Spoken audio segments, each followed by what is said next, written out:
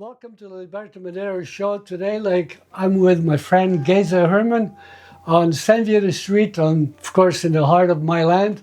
And today I'm really happy because Geza told me a story quite a few years ago about his family, how his parents snuck away from Hungary, and I'm really excited to hear the story exactly from Herman's mouth. Yes. Geza, welcome to the show. Thanks for doing this because I think people need to know exactly how people sacrifice to come to this country. It was not just get on the plane and easy, happy-go-lucky. No, some of us had a really hard time coming to this great country, Canada. And Geza, tell us that story, man. Well, it started a long time ago. 1957 is when we decided to come out after the Hungarian Revolution. That's right, yeah. After the Russians invaded, and in that period of time, a lot of Hungarians escaped Hungary. In between the revolution, before the Russians came back and locked everything up. So there was a period of time this is October 56 till November. All this happened very quickly. 350,000 Hungarians escaped. How many? 350,000. 350. And your parents were one of those? Well, this was the early movement. Okay. They all escaped during the period where the borders were relatively open. By the time my parents decided to escape, the borders were closed. Oh, yes. So my father had to strategize about what to do and how to do it. And of course, he paid somebody to get us from Budapest to the village between Hungary and Austria, because we were going to escape through there. What was he escaping? The Russians? Were you escaping what? Well, the Russian communist Stalinist system at the time was ingrained. So your parents wanted to get away from communism out of the country? Well, for sure. Okay, that was one of the... it was more than communism, because it was totalitarianism. Oh, yeah. It was Stalinism. It was... Hungary at the time, Budapest was gray, yes. Very somber. When all this broke out, of course, there was fighting, and I don't know how many thousand were killed in this quick revolt, but it was not a pleasant place to be at the time. So the decision was made. My father sold everything to get that. Somehow a jeep brought us from Budapest. We left early, still dark, to drive to the Austrian border. And of course, we went through two checkpoints. One was a Hungarian, one was a Russian. So they waved us through, and one of them stopped us. The Hungarians stopped us, and I was in the back. You were in the back. How old were you? You were like 8 years old. Yeah. With my father, we were covered with a tarp. Oh, and my mother sat in the front, and he had some papers, English papers or whatever. When the soldiers asked, they were there with their machine guns. Of course, yeah. And then they started looking at this, and they said, well, look, in Hungarian, they said, well, give it back to them, because you don't understand what the hell it is anyway. So, and then they looked, they sort of lifted the tarp, didn't lift it heavy, but we were both under the tarp. Did they knew there were people hidden in there? Or? No, they didn't. They didn't know? Okay. Luckily, they didn't lift the tarp too much, because then they would have seen us. Of course, yeah. Anyway, after that, we ended up in the little village, the last Hungarian village, and we had to wait till dark. So that the other part of it was my father organized for a guide to get us through the woods. Exactly, yeah. And then to the border. But by that time, in January when we escaped, it was it was the borders were shut, and they had camps, Russian camps, watching the borders. And so finally, the night came. We began the process of being guided through. Yes. We were hidden until then. How in many the house. people was Just us. Was it just a Just my family? mother, my father, and myself. Wow. And the guide And the guide, of course. brought us through. We went past one camp of Russian soldiers. We sort of went around that. And then when we got to the border, the barbed wires, my father paid the guide, and the guide said, "See that light over there?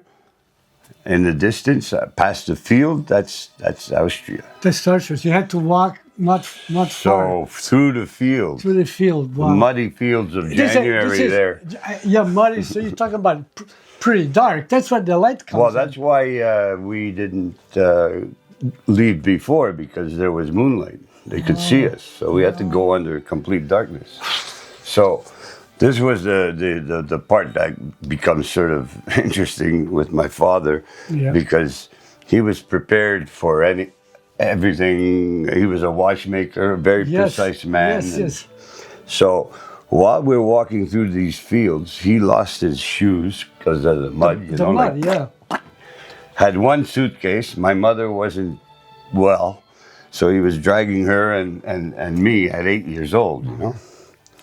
And halfway through the field, the light went out. That was your guide. That was our direction. The direction to go. So what does my father do? He puts the coat over us. We huddle. Yeah. He takes out a candle, strikes a match, and then he takes out this little compass, which I could show you after, which is the front page of this book. Can we take a look at this? Because the actual story is in the, what is the name of the book? Well, it's called Bridging the Divide. Bridging the Divide, which is... And he put this on for the cover, which was my father's compass. Wow, look at... Which, so he's guided in the middle of the night in the mud with a tarp over his family. Yeah, No, lights the candle, takes out his little compass, and says, "Okay, we keep following it, and we'll stop along the way and check." What? So that was, I don't know how long it took. For me, it felt like forever. Forever, of course. And then we get to this, through the darkness, we get to this outline of a house with a rooftop, and my father says, "That architecture looks like it's Hungarian. We might have gone around, and we're not in Austria." So after a while, he got enough nerve to go and knock on the gate to make sure that it's the right country. Oh, where are we? So it was so funny. It was like out of a movie. This guy comes out, big Austrian guy with that nightgown, with a hat on his cap, with the ball, and he started speaking German. So my father knew, and he said, "Well, the Red Cross is go that way, and the refugee camp is there." Wow! I mean, look, what a story! Like, I mean, your father was like, I mean, that was the beginning. That was the beginning. That was that's bravery, Well, and he did it. He said because he wanted me to have a better life. And, because we got away from those countries that had bad government, communism. Which today I think like most people that I talk to that have been educated, somehow they glamorize, romanticize communism like it's a God's gift, And I think real stories have to be said about, like Geza's story, Geza's family, and then, if it was that nice communism, we would have stayed behind, definitely, So the story is like, when I first heard the story a few years ago, I remember that, and then I was so like, I've never forgotten it. I've always, it kind of stayed over here, because when I hear younger kids, talking about communism in a different light, it kind of upsets me, you know. And I always come back to that story, you know, and it's quite something, you know, about that, because it's important documentation about this actual story has relevance, you know what I mean? But the continuation of the story is we spent time in Kostenaiburg, Austria, and then the Canadian-Hungarian refugee program was set up at that time. This is see, it says Canadian government Hungarian refugee program. Oh, yes. Yeah, and that was 57 February 22nd when we ended up crossing the ocean from there. From there, you went to Halifax, the piers, or Yes. you went to Halifax, the pier, which must be, Yeah. of course, yes. But it was part of the refugee program, which has an interesting addendum to this story. Many years later, I became, I studied art and Of course, yeah. got my degree in art, and I began a landscaping business, course, doing yes. landscape design, and I studied landscaping, and so at one point I got a call from somebody who said, I've been looking at your information, and she says, we have a few things in common. I'd like you to come and check out my garden. We'd like to create a garden. And she says, by the way, my mother worked for the Canadian-Hungarian refugee program back in 1957. Wow. And she says, and we have one more thing. She says, I noticed you got your degree from Concordia and you studied with Guido Molinari. Molinari, of course. And she says, well, this was Guido Molinari's house on Northcliffe. Of course, that's a big name. So I ended up that refugee program. This lady has a connection. Yes. And the connection 50 years later or Incredible, whatever. our doors open. That's amazing. I do the garden For where Molinari. Molinari lived, and he was part of the experience I had at Concordia. Wow. He was a watchmaker. Yeah, that's what he's doing here. He's cleaning. He's got his cook hat on, you know. His father was a real genuine, because Alfonso collects watches. Oh yeah. Yeah, he's a watch. Well, I have some watch material. He's like well, I collect different things, but Alfonso likes to collect differently. So these are. types. These are, and this is a dossier of over the years, different shows, and so some of this material is here and stored. I have some crates with a lot of artwork in there. These are the more recent pieces. I have the drawings here. 60s, 70s. Wow. Look at all this amazing stuff. There's a lot of things in here. Different periods. I like this period. I remember. Yeah, well, I have some of these. I have a home from your works is kind of this movement. Yeah, and there's one of the canvases. That kind of this. movement, yes. Yeah. I remember that. So,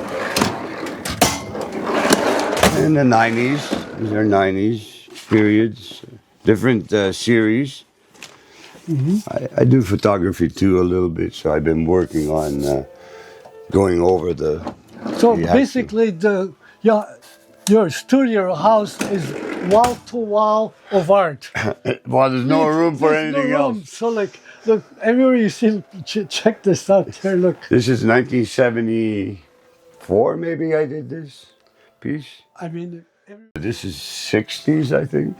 60s. Late 60s. You know, you got the influence of Rodin's thinker, and there's all the different influences at the time. Dali and surrealism. There's a little bit of Dali there, yeah. There's all kinds of stuff in there. Wow. Keep falling. So, you know, this is a world of art. the book, like, We have more in drawers, sketch pads, blah blah. I did this series. I was very angry at Vincent van Gogh for dying so early, so I said, "Fuck you, Vincent! You left too early." yeah. I think he's one of my favorites too because he was pretty Well, premeditated. actually, that leads us into why these sunflowers exist. I did a series of 13 of them during the Sunflowers, right? pandemic. Because I wanted upliftment in the grayness of the pandemic, and Yes, everyone's yeah. locked down, and everyone's. And so you did. So I did this whole series of sunflowers and studies of. I really got into flowers, working with actual flowers. I have a lot of photographs of that period with, and I got lucky because of because of the pandemic, there were a lot of flowers Yeah. and I got flowers by the dozens, Wow. and I had this place filled, and that was the influence. Then you studied the. So this is part of that, and then these are covered up, but these were exhibited, and that's part of that series. So I just want to show you what happens here when there's a transformation of light. Yes, yeah, that's right. I remember that. You had a So if series. you're looking over here with your camera, and we have a subtle transformation that goes on, and it's magical. Oh, yes. Now we look at a different world, Yeah. and I hate living in the gray world of out there. This is a much more It just comes. Everything comes alive again, huh? yeah.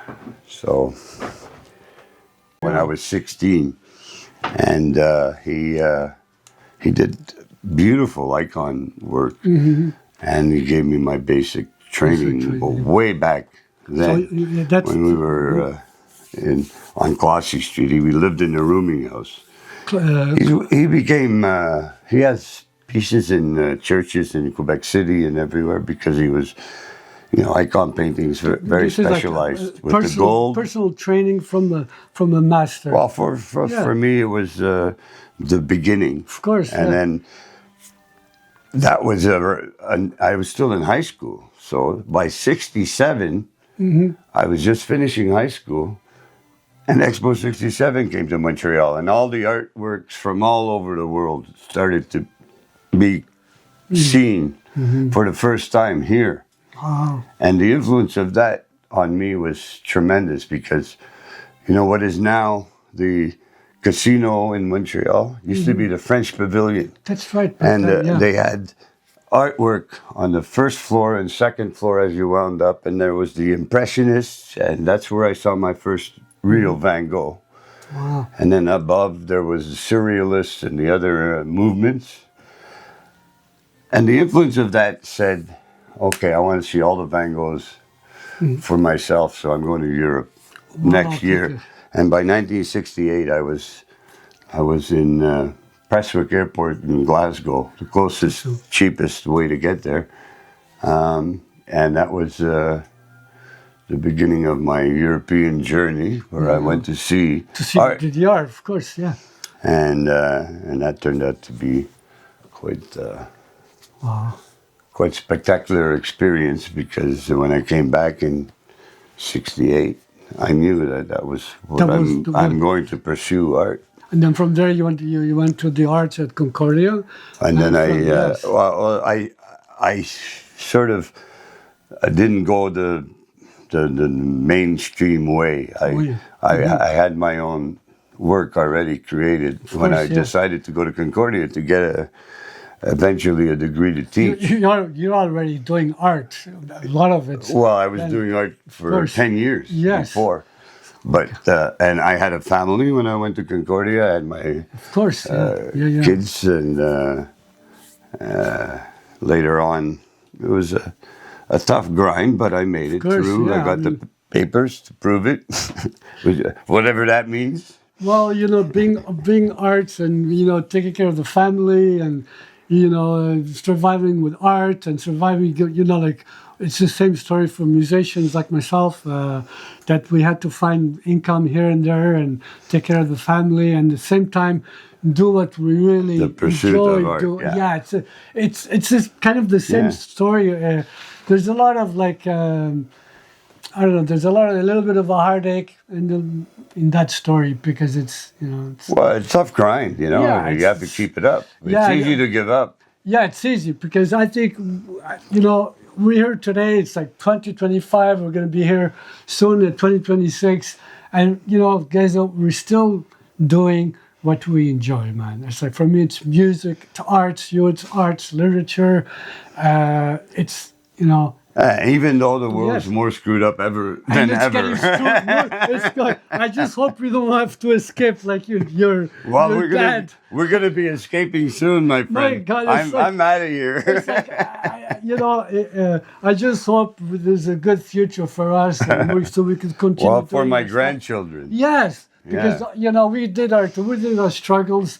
We have to think about the ones that are coming. The before. world we left behind. So we pray. Well, We hope. Here, my dear ones, now you can fix it all. Yeah, we have to do that. We have to what is an artist? You cannot just do art and then, it's too tough, I'm going to leave. No, we do it because we enjoy it. And sometimes financially, it's very tough. But the same thing, we have to find incomes from landscaping or from framing, so we can take a bit of that income, and so we can continue doing and enjoying what we really, really, really do. For me, it's music, of course. For Geza, it's the world.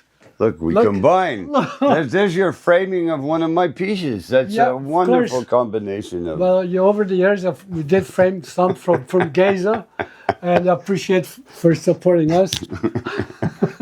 And look, the superior kind. I mean, no one else is superior. No. Once you're superior, you can't have a double superior. I always found that name a little bit too much, but I didn't make it up. It came. That's good. It's good. So, look, guys, thanks for tuning in. Subscribe, like, and you know what to do. Hit that button. Hit that button. Hit that button. I gotta make one of those buttons to hit. We're gonna hit those buttons. And guys, thank you very much for opening your door. Anytime, to my friend. us, and Well, there'll be more framing going on. I yes, guess. yes. And again, peace and love. Jesus is King. Yeah. And hopefully to see you soon, and have a great, 2026. Yeah. Happy New Year for everybody that's that's out there listening. Guys, Happy New Year. Thank you very much. Thank you. How do you say thank you in Hungarian? Köszönöm. Köszönöm. Köszönöm to all the Hungarians out there that made it to this great country.